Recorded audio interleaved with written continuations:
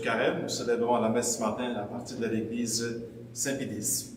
D'abord, quelques petits détails. Donc, pour mieux vous aider à suivre la célébration, vous allez trouver le Prions en Église, la version numérique sur le site de prionseneglise.ca. J'ai mis tantôt le lien justement sur notre page Facebook. Ça va vous aider à mieux aussi écouter, suivre le texte, aussi les prières.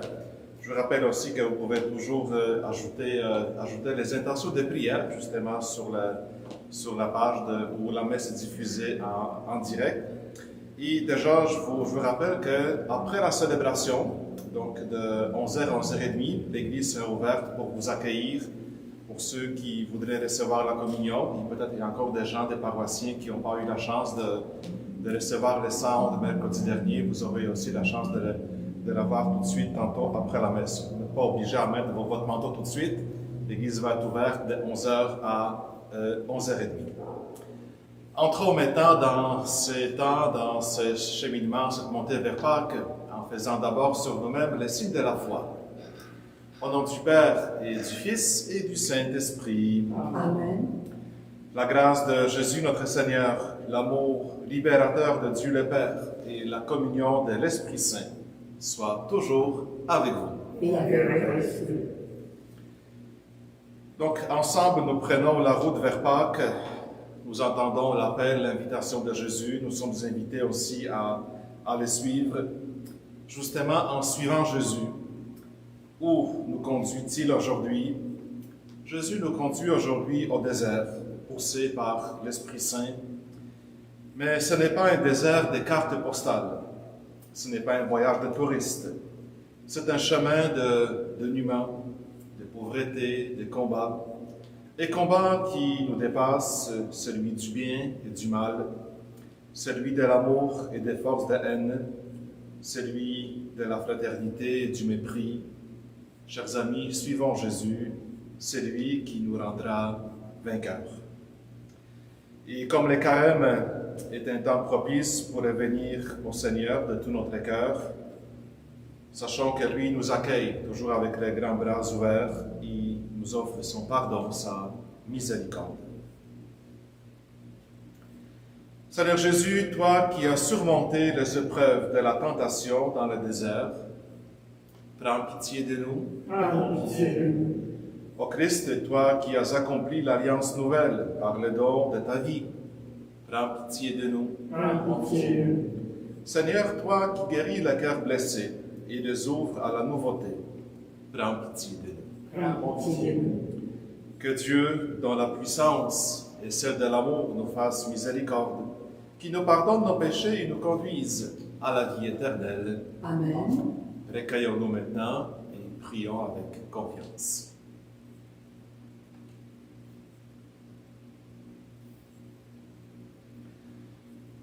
Dieu Tout-Puissant, accorde-nous, tout au long de ce carême, de progresser dans la connaissance de Jésus-Christ et de nous ouvrir à sa lumière par une vie de plus en plus fidèle. Lui qui vit et règne avec toi et le Saint-Esprit maintenant et pour les siècles des siècles. Amen. Pendant que Dalia s'installe pour faire la lecture, d'abord quelques petits mots d'introduction. Donc, le temps du carême est bien commencé. Ce sont surtout la lecture de la parole de Dieu qui vont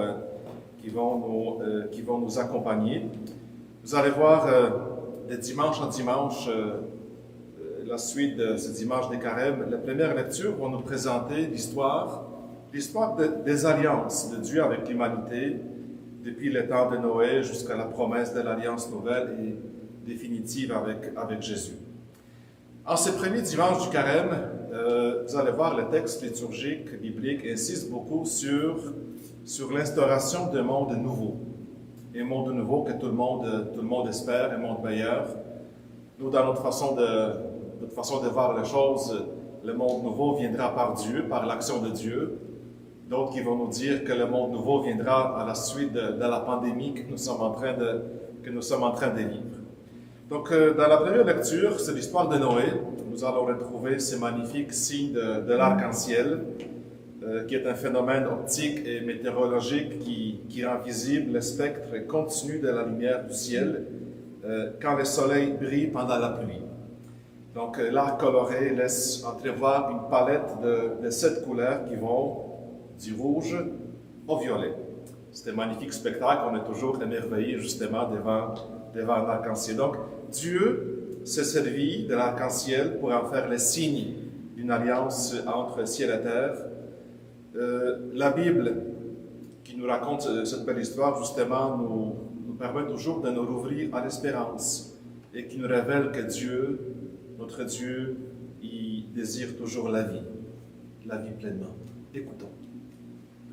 Lecture du livre de la Genèse.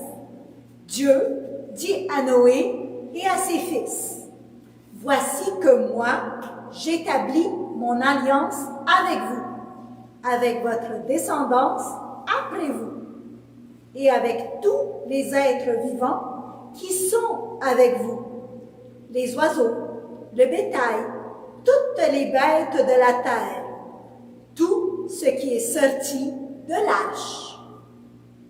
Oui, j'établis mon alliance avec vous.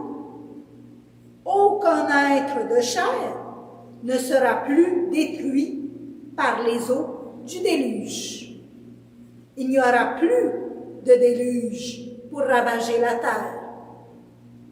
Dieu dit encore, « Voici le signe de l'alliance que j'établis entre moi et vous, et avec tous les êtres vivants qui sont avec vous, pour les générations à jamais.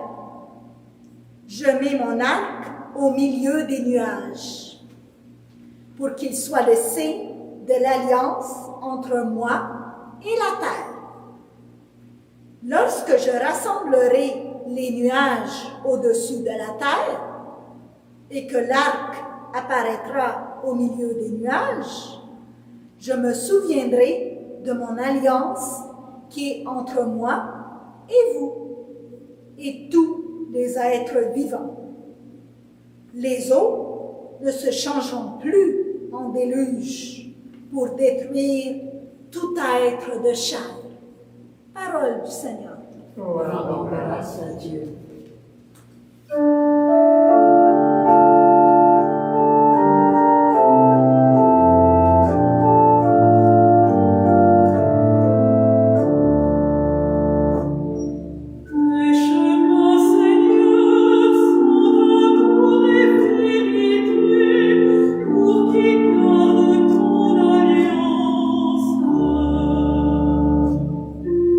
Seigneur, enseigne-moi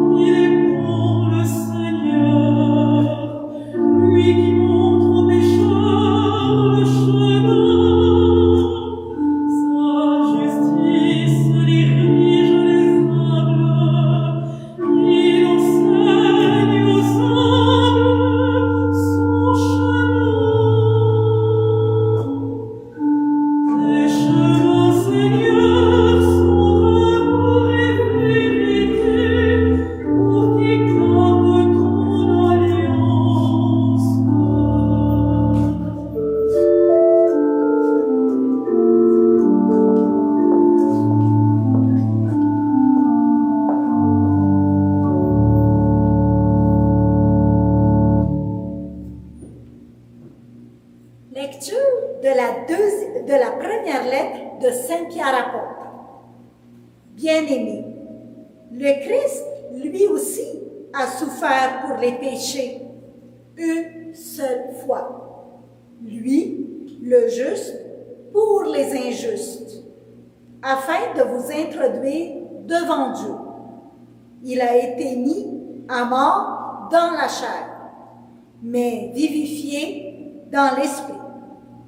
C'est en lui qu'il est parti proclamer son message aux esprits qui étaient en captivité. Ceux-ci, jadis, avaient refusé d'obéir au temps où se prolongeait la patience de Dieu. Quand Noé construisit l'arche, dans laquelle un petit nombre, en tout 8 personnes, furent sauvées à travers l'eau. C'était une figure du baptême qui vous sauve maintenant. Le baptême ne purifie pas de souillure extérieure, mais il est l'engagement envers Dieu d'une conscience droite et il sauve par la résurrection de Jésus-Christ, lui qui est à la droite de Dieu, après s'en être allé au ciel, lui à qui sont soumis les anges, ainsi que toutes les souverainetés et les puissances. Parole du Seigneur. Nous rendons grâce à Dieu.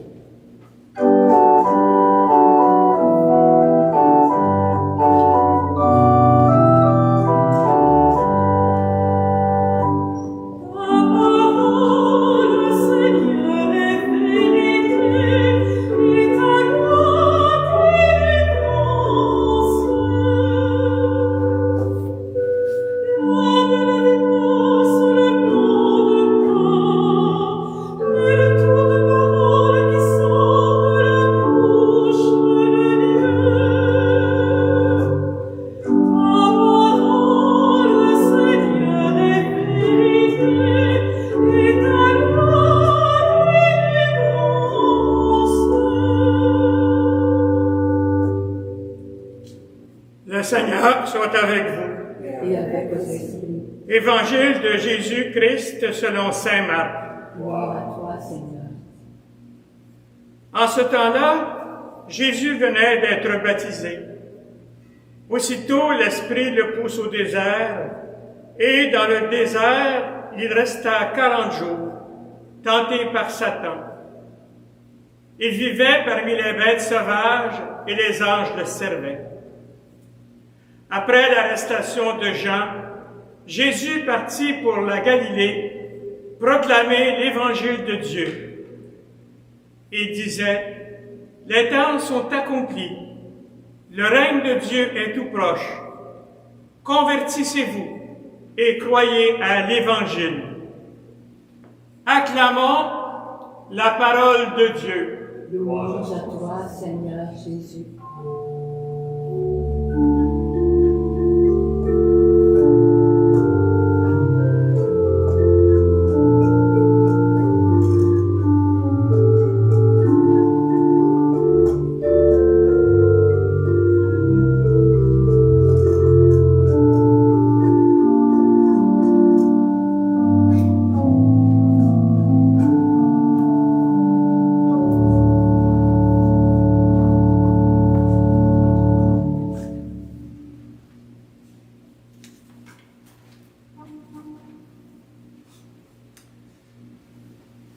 Donc voilà, c'est le temps du carême qui est commencé mercredi dernier. Il y a même certains qui vont nous dire que le carême de l'an passé, de 2020, il n'a jamais arrêté. Depuis un an, on vit déjà un long carême qui ne finit plus, justement, avec l'épidémie, avec les conséquences, toutes ces restrictions, toute cette quarantaine, tout ce temps de carême qui continue jusqu'à maintenant.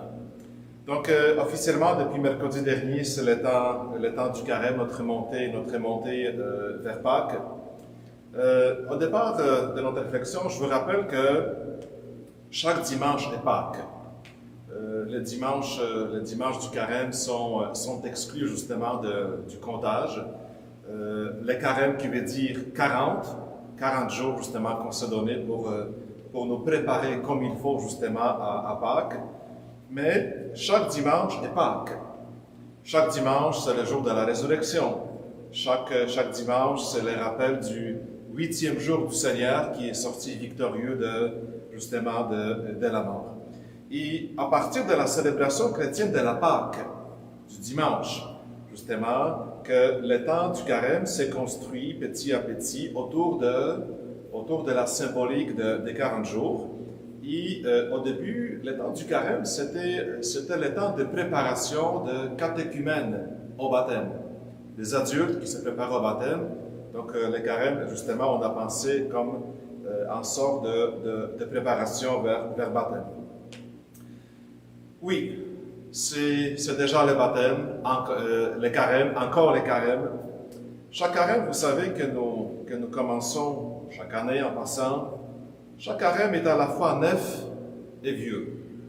Neuf et vieux, ça peut paraître un peu paradoxal, parce que les carèmes qui commencent, ça nous rappelle peut-être d'abord nos carèmes antérieurs, les souvenirs qu'on a justement peut-être de l'époque d'autrefois. Ça nous rappelle peut-être certains textes, certaines formules, réussite et échec. Chaque carême nous rappelle ce qu'on a déjà vécu. Mais en même temps, chaque carême il est toujours neuf. Il est toujours neuf parce que le carême a cette force d'interpellation. Il y a quelque chose de fort, quelque chose justement de saisissant dans ce cheminement. Le carême a toujours cette capacité d'ouvrir les anciennes blessures, les anciennes brèches que l'espérance avait faites en nos cœurs. Regardez, c'est un petit peu la même chose dans la vie courante. Nous avons tous justement nos petites préférences pour des pièces de musique, pour tel ou tel poème, tel ou tel opéra, telle ou telle chanson qu'on a peut-être écoutée des milliers ou des millions de fois. On devient tellement habitué. Et à un moment donné, un matin, un soir, à la maison, dans l'auto, nous écoutons, voilà, nous entendons ces chants si connus, si usés, et tout d'un coup, on va entendre les mêmes chants, les mêmes mots, mais avec plus d'attention. C'est comme si on ne l'avait jamais entendu. On l'entend de nouveau avec un regard différent. Il y a quelque chose qui nous a touché, quelque chose qu'on n'a jamais remarqué, et voilà, monte en nous un flot d'émotions qui change tout. C'est un peu ça que je vous souhaite justement au début de ce temps du carême, qu'il apporte toujours du neuf. Ce n'est pas juste des vieilles formules qu'on utilise depuis longtemps, mais le carême apporte toujours du neuf. Vous allez voir que, justement, comme on a entendu tantôt, le texte d'aujourd'hui insiste beaucoup sur la nouveauté, sur le monde, sur les renouveaux du monde, le monde qui a besoin constamment d'être renouvelé. Donc, à quoi ça sert le carême? À quoi ça sert le carême? À se préparer à Pâques. Donc, concrètement, pendant 40 jours, vous allez voir que le temps passe vite. Justement, nous allons découvrir notre cœur de baptisé. C'est un temps particulier, c'est un temps privilégié entre autres, pour examiner quel genre de chrétiens sommes-nous devenus aujourd'hui. Avec ce qu'on vit aujourd'hui, sommes-nous des chrétiens heureux ou malheureux de l'être? La question est toujours pertinente. Quel genre de chrétiens sommes-nous rendus aujourd'hui? Sommes-nous des chrétiens engagés ou chrétiens somnolents? Chrétiens désabusés ou toujours enthousiastes? Sommes-nous des chrétiens spectateurs? Spectateur, c'est quelqu'un qui regarde de loin mais qui ne s'engage jamais. Sommes-nous des chrétiens spectateurs face aux défis de l'Église d'ici? Ou des chrétiens impliqués dans des actions justement dans ces renouveaux? Le renouveau de l'Église, aussi de la société. Le carême nous est offert pour voir clair un petit peu dans notre vie, voir plus clair dans notre vie, pour prendre le temps, même si nous sommes très occupés, justement, de nous regarder dans les miroirs des exigences évangéliques, que vous connaissez d'ailleurs, j'espère, comme un miroir des exigences évangéliques. Et durant le temps du carême, on a pris un modèle, un exemple à suivre. C'est Jésus lui-même, c'est pas n'importe qui. C'est Jésus qui va nous servir de guide et de modèle durant ces carèmes, durant ces 40 jours. Voilà. Donc, on a retrouvé aujourd'hui Jésus au désert. Vous avez sûrement remarqué que Marc, contrairement à Luc et à Matthieu, ne nous raconte pas les détails des tentations. Vraiment, un récit très bref, très court. On est après le baptême des gens dans le Jourdain. Jésus va au désert pour être tenté. Point. Pas de détails. Donc, Marc n'insiste pas sur le détail de tentation. Le récit du déluge de Noé, qui est toujours très intéressant. En passant, on l'a entendu aussi cette semaine dans une journée, justement pendant la première lecture. Donc, on est à l'époque de Noé. Voilà ce que la Bible nous apprend que Dieu, voyant la méchanceté des humains, voulut les faire disparaître. Voilà le message théologique justement qui nous est proposé. Et Dieu décide donc de leur envoyer un déluge immense. Je vous rappelle en passant que les récits bibliques, ce ne sont pas des récits scientifiques, ce ne sont pas des récits historiques non plus, ce sont des récits plutôt théologiques.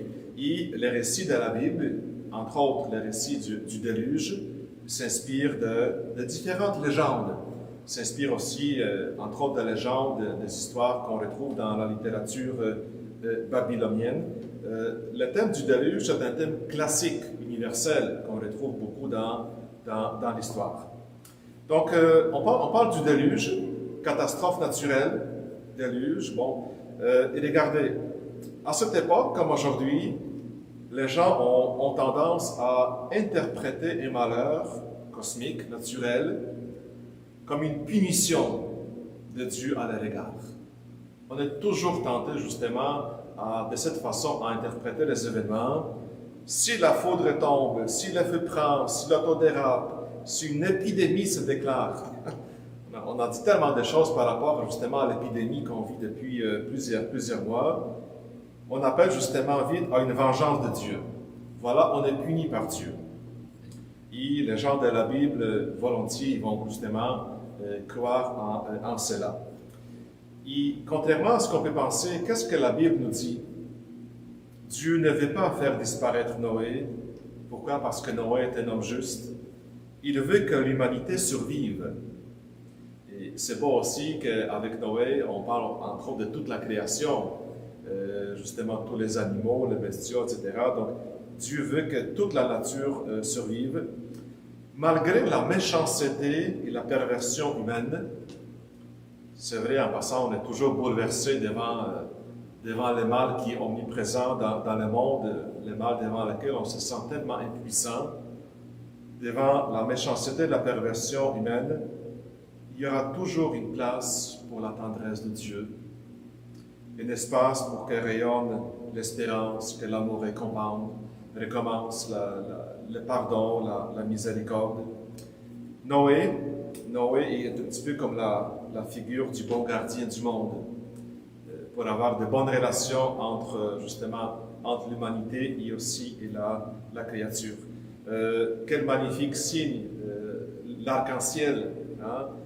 Dans le récit de Noé, Dieu va déposer son arc, qui est souvent c'est un signe aussi de guerre, de violence, de combat. Dieu va déposer son arc et il fait la paix avec la création. Quel magnifique message d'espoir. En ce premier dimanche, justement, on nous rappelle que si Jésus est venu accomplir l'alliance de Dieu, une dimension de cette alliance consiste aussi à faire la paix avec la création. Il y a aussi toujours cette dimension un petit peu écologique qu'on travaille depuis longtemps. Noé, c'est le bâtisseur d'arches chargé de sauver les vies au désastre. L'arche de Noé, c'est la figure du baptême, rappel de la purification, de souillure intérieure, et aussi du baptême. Donc, chers amis, en ce début du carême, chacun de nous est invité justement à regarder qu'est-ce qu'on peut faire, qu'est-ce qu'on a le goût de vivre cette année On n'est pas là ici pour vous imposer quoi que ce soit. Chacun de nous, justement, peut choisir ce qui lui convient dans ce temps du carême. Comment nous allons profiter cette année, qui est tout à fait spéciale, évidemment difficile? Comment nous allons profiter de ce temps du carême cette année pour mieux prier? Pour mieux prier. Je sais, vous étiez plusieurs à me dire que en ce temps-ci, il est tellement difficile justement de prier. On a perdu les goûts de la prière. Comment nous pouvons nous libérer de toutes ces réalités inutiles et encombrantes dans notre marche vers Dieu? Comment nous pouvons mieux aimer Dieu et notre prochain?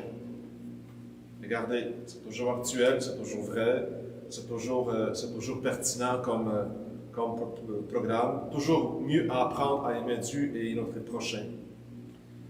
C'est sûr, facilement nous pourrons trouver toutes sortes de bonnes raisons pour ne rien faire. C'est toujours facile. On a toujours de bonnes raisons, de bons arguments. La tentation de critiquer, de chioler, comme on dit, et de rien faire, nous guette toujours. La tentation est toujours là de rien faire. Mais c'est un choix qui conduit à la mort. C'est comme si nous ne croyions plus en Dieu et à l'avenir de notre monde. C'est comme si nous ne trouvions pas important d'aimer ce monde à la manière de Dieu. Il y a toujours l'espérance. Il y a toujours l'appel au renouveau à un monde meilleur. Donc, chers amis, le temps du carême nous est donné pour faire du neuf, pour renouveler l'alliance entre nous avec le Seigneur. Et les gestes que nous poserons deviendront bonnes nouvelles dans la vie de tous les jours. Et peut-être, si on le fait, nous allons briller comme des arcs-en-ciel. Nous serons les signes de l'alliance pour les autres. Amen.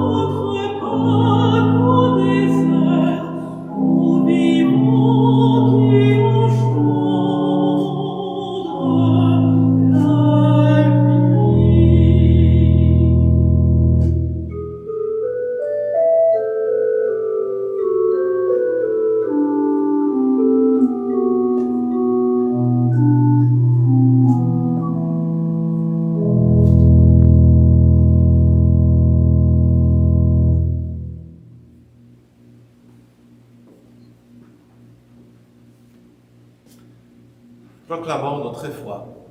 Je crois en Dieu, le Père Tout-Puissant, Créateur du ciel et de la terre, et en Jésus-Christ, son Fils unique, notre Seigneur, qui a été conçu du Saint-Esprit et né de la Vierge Marie, a souffert sous Ponce Pilate, a été crucifié et mort et a été enseveli, et est descendu aux enfers. Le troisième jour est ressuscité des morts, est monté aux cieux, est assis à la droite de Dieu le Père Puissant, d'où il viendra juger les vivants et les morts. Je crois en l'Esprit Saint, à la Sainte Église catholique, à la communion des saints, à la rémission des péchés, à la résurrection de la chair, à la vie éternelle. Amen. Oui, j'établis mon alliance avec vous, dit Dieu à Noé et à sa famille.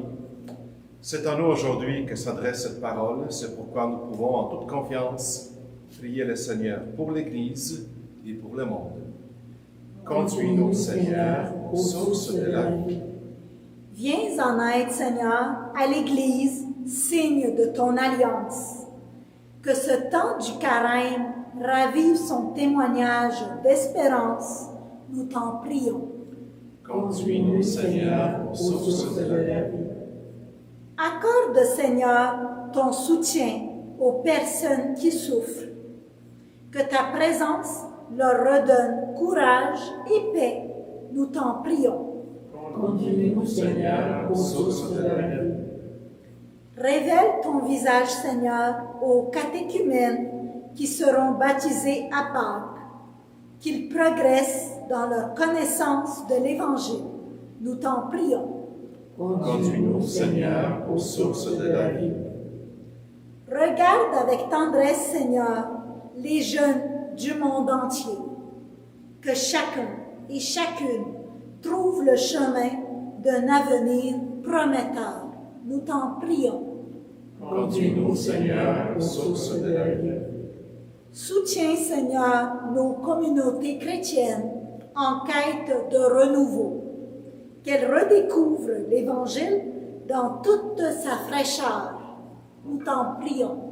Conduis-nous, Seigneur, aux sources de la vie. Seigneur notre Dieu, tu as envoyé ton Fils Jésus sur le chemin rocailleux de nos déserts pour nous annoncer la venue d'un monde nouveau. Aide-nous à marcher ensemble dans la certitude de son amour, lui qui règne avec toi pour les siècles des siècles. Amen.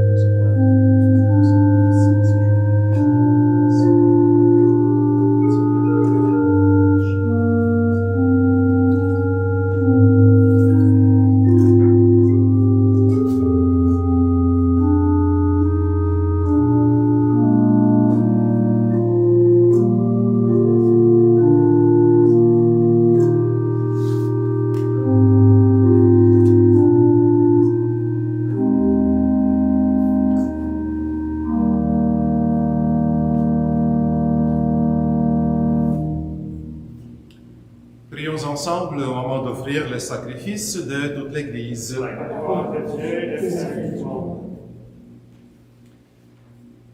Comme c'est notre seule Eucharistie de la fin de semaine, donc nous ramassons toutes les intentions de prière. Nous prions aujourd'hui, ce matin, pour Madame Pauline Poirier, offrande de funérailles. Nous prions pour Marcel Recette, également à l'offrande de funérailles. Nous prions pour Madame Lucille André Demers. La messe a été offerte par Lucia et la famille. Nous prions aussi pour Madame Raymonde El Gomayel. La messe a été offerte par son époux Gamil. Et on nous demande aussi, je regarde les intentions que vous avez écrites sur Facebook, on nous demande de prier aussi pour Madame Evelyne Haché, décédée vendredi dernier à la suite d'une longue et pénible maladie.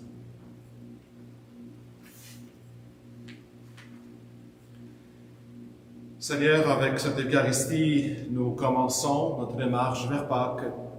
Fais que nos cœurs correspondent vraiment à nos offrandes. Par Jésus le Christ, notre Seigneur. Amen. Le Seigneur soit avec vous. Et avec votre esprit, Élevons notre cœur. nous le tournons vers le Seigneur. Rendons grâce au Seigneur notre Dieu. Cela est juste et bon. Vraiment, il est juste et bon de te rendre gloire, de t'offrir notre action de grâce, toujours et en tout lieu. À toi, Père très saint, Dieu éternel et tout-puissant, par le Christ, notre Seigneur. En jeûnant 40 jours au désert, il consacrait le temps du carême. Lorsqu'il déjouait les pièges du tentateur, il nous apprenait à résister au péché pour célébrer d'un cœur pur le mystère pascal et parvenir enfin à la Pâque éternelle. C'est pourquoi, avec tous les anges et tous les saints, nous chantons aux lignes de ta gloire et sans fin, nous proclamons.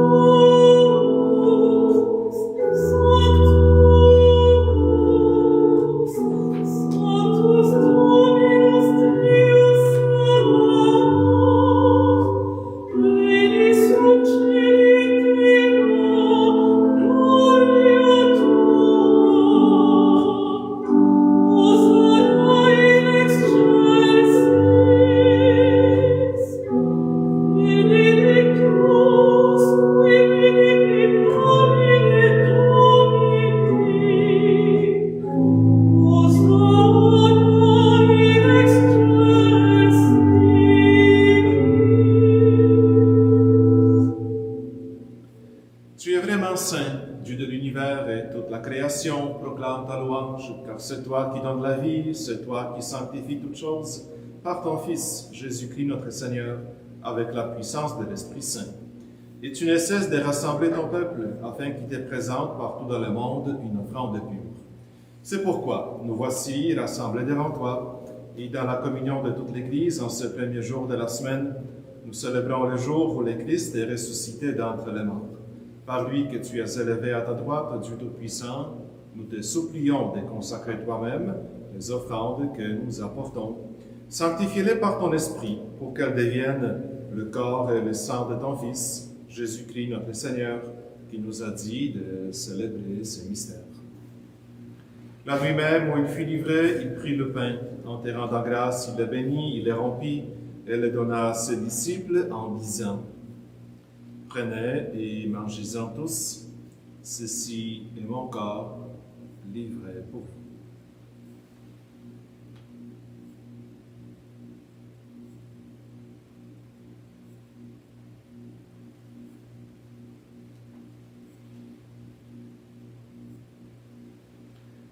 De même, à la fin du repas, il prit la coupe. En te rendant grâce, il la bénit et la donna à ses disciples en disant, « Prenez et buvez-en tous, car ceci est la coupe de mon sang, le sang de l'alliance nouvelle et éternelle, qui sera versé pour vous et pour la multitude en rémission des péchés.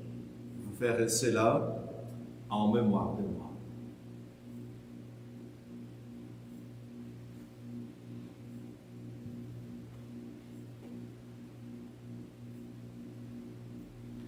Il est grand le mystère de la foi. Nous proclamons ta mort, Seigneur Jésus. Nous célébrons ta résurrection.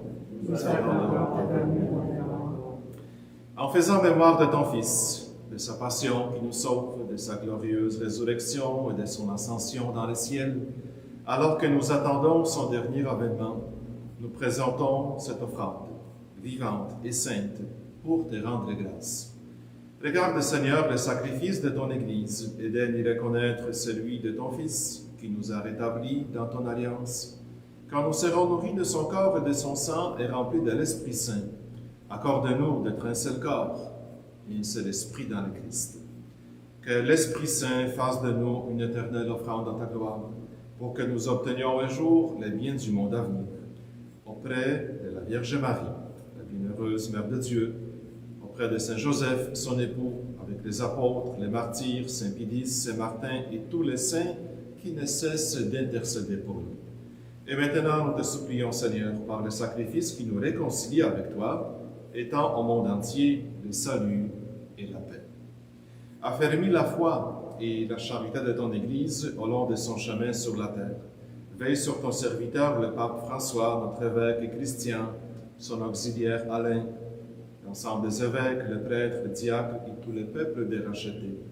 Écoute les prières de ta famille assemblée devant toi et ramène à toi, Père très aimant, tous tes enfants dispersés. Pour nos frères et sœurs défunts, pour les personnes qui ont quitté ce monde et dont tu connais la droiture, nous te prions. Reçois-les dans ton royaume, où nous espérons être comblés de ta gloire tous ensemble pour l'éternité, par le Christ notre Seigneur, par qui tu donnes au monde toutes grâces et tout bien. Par lui, avec lui et en lui, à toi, Dieu le Père Tout-Puissant, dans l'unité du Saint-Esprit, tout honneur et toute gloire, pour les siècles des siècles. Amen. Unis maintenant dans le même esprit, dans la même foi, par un seul baptême, faisons ensemble notre prière de famille. Notre Père, qui es aux cieux, que ton nom soit sanctifié, que ton règne vienne, que ta volonté soit faite sur la terre comme au ciel. Donne-nous aujourd'hui notre pain de ce jour. Pardonne-nous nos offenses, comme nous pardonnons aussi à ceux qui nous ont offensés. Et ne nous laisse pas entrer en tentation, mais délivre-nous du mal. Oui, Seigneur, délivre-nous de tout mal et donne la paix à notre temps. Par ta miséricorde, libère-nous du péché. Rassure-nous devant les épreuves en cette vie où nous espérons le bonheur que tu promets et l'avènement de Jésus-Christ, notre Sauveur. Car c'est à toi qu'appartiennent le règne, la puissance et la gloire, pour les siècles des siècles. Et que la paix du Seigneur soit toujours avec vous. Et avec votre esprit. Changeons. Prenons le temps d'échanger la paix entre nous, cette paix qui nous vient du Christ.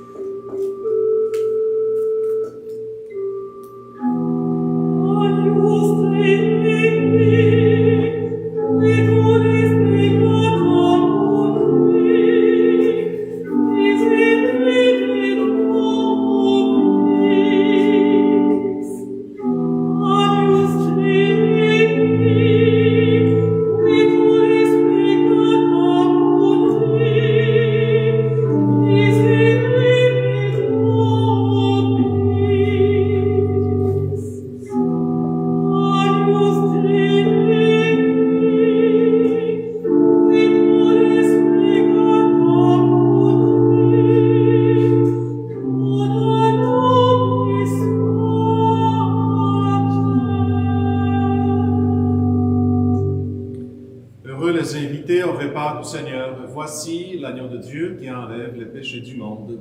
Seigneur, je ne suis pas digne de te recevoir, mais dis seulement la parole, je te serai guéri.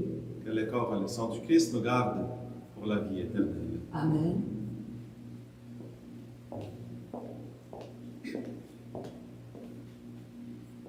Acte de communion spirituelle.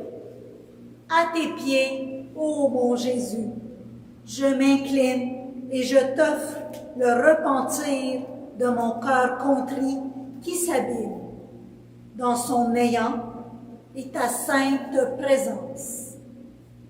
Je t'adore dans le saint sacrement de ton amour, désireux de te recevoir dans la pauvre demeure que mon cœur t'offre. En attente du bonheur de la communion sacramentelle. Je veux te posséder en esprit. Viens à moi, ô mon Jésus, pour la vie et pour la mort. Que ton amour enflamme tout mon être pour la vie et la mort. Je crois en toi, j'espère en toi, et je t'aime. Ainsi soit-il.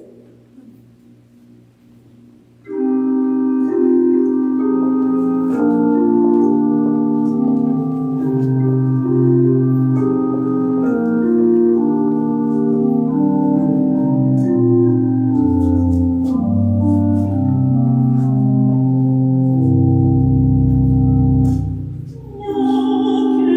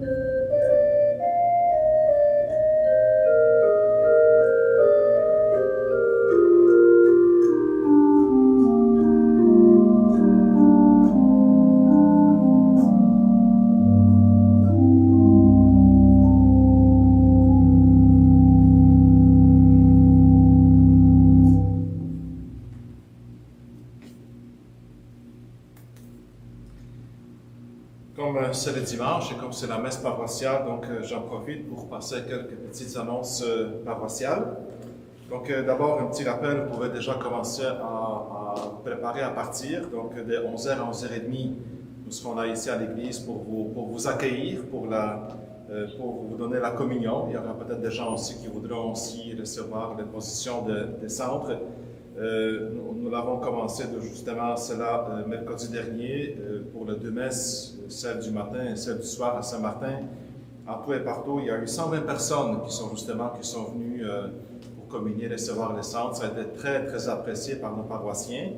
Donc justement, on vous attend maintenant en grand nombre, tantôt entre 11h et 11h30 à l'église, seulement à l'église Saint-Pédis. Pour la suite du carême, nous allons aussi ajouter à nos célébrations virtuelles, malheureusement, juste virtuelles, la célébration du chemin de croix. Ça va être vendredi à 15h. On se prépare déjà tranquillement au vendredi saint. Célébration du chemin de croix vendredi à 15h en direct. Vous pouvez, ceux qui ne peuvent pas, vous pouvez aussi l'écouter plus tard en différé. Vendredi à 15h à partir de l'église Saint-Pédis. Donc le chemin de croix animé vendredi à 15h. En ce temps-ci de l'année aussi, on parle beaucoup des reçus d'impôts. On a reçu beaucoup d'appels, beaucoup de courriels concernant les reçus d'impôts. Oui, les reçus d'impôts sont déjà imprimés. Il y a déjà un bon nombre de reçus d'impôts 2020 qui sont envoyés par courriel. On a commencé cette année de l'envoyer par courriel. Autour de 320 reçus pour les deux paroisses ont été envoyés par courriel, donc par la voie électronique. Donc on vous demande justement pour les paroissiens qui nous ont donné leur courriel, vous pouvez vérifier dans votre boîte de courriel. Parfois, ces courriels vont se ramasser dans les spams, donc dans les courriels désirés. Donc vérifiez si vous avez bien reçu votre reçu d'impôt. D'autres reçus seront envoyés à partir de demain, vont être envoyés par poste. Les gens qui sont au Renoir, les reçus vont être distribués par notre diacre Guy Giraud, donc au Renoir vont être distribués justement à l'intérieur de la maison. Et quand on parle des reçus d'impôts, évidemment, on vous remercie de votre générosité. Je n'ai pas besoin de vous dire comment l'année 2020 a été difficile financièrement pour nos paroisses. Donc, merci aux paroissiens qui ont contribué généreusement pour la survie de nos paroisses. La survie, effectivement, c'est ce que nous vivons présentement. Comme vous savez, je vous rappelle, donc la consigne actuelle, on peut recevoir uniquement 10 personnes par église, par salle. C'est la raison pour laquelle la plupart des églises sont fermées, parce que c'est complètement ridicule de recevoir 10 personnes. Qu'est-ce qu'on fait avec 300 autres qui ne peuvent pas entrer? En blague, on est en train de chercher une salle de cinéma à louer, peut-être pour recevoir 250 personnes. Ça fait penser un petit peu à l'époque, justement, dans les salles paroissiales, comme ici à Pédis, aussi à Saint-Martin, dans la salle paroissiale, il y avait des salles de cinéma. On pourrait peut-être les transformer en salles de cinéma et recevoir plus de gens. Je sais que présentement, la fameuse table interreligieuse, sont en train de renégocier justement cette limite, parce qu'à 10 personnes, c'est complètement ridicule justement d'ouvrir les églises. Je vous encourage toujours de poursuivre la pétition. Il y a toujours une pétition qui est en cours sur le site Internet. Il y a plus que 6000 personnes qui l'ont déjà signé. On demande au gouvernement de revoir leur politique et d'ouvrir les églises, permettre le nombre de participants selon la superficie de l'église, qui serait beaucoup plus logique. Donc, on encourage toujours cette pétition qui est toujours en ligne. Voilà. Donc, c'est tout pour aujourd'hui, pour ce dimanche. Tantôt, nous allons ouvrir l'église. Et entre-temps, nous allons adresser au Seigneur notre dernière prière. Merci aussi à nos musiciens, merci à Martin et notre chanteuse qui nous accompagne ce matin. Le pain que nous avons reçu de toi, Seigneur notre Dieu, a renouvelé nos cœurs.